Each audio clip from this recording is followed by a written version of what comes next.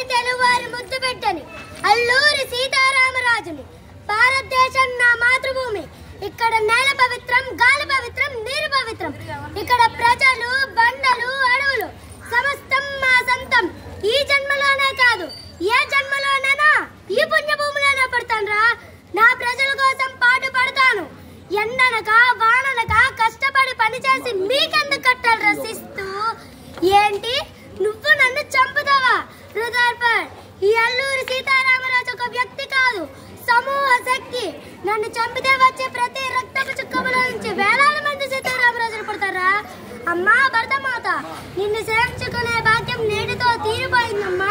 మట్టిలో మట్టినే, నీటిలో నీటినే, నా ప్రజలు ఊపిరిలో ఊపిరినే నేను ఉంటాను. రుదర్పడ్, నువ్వు నన్ను చంపుతావా? అక్కడ కాదురా, ఇక్కడ కాల్చు. వందే మాతరం, వందే మాతరం, వందే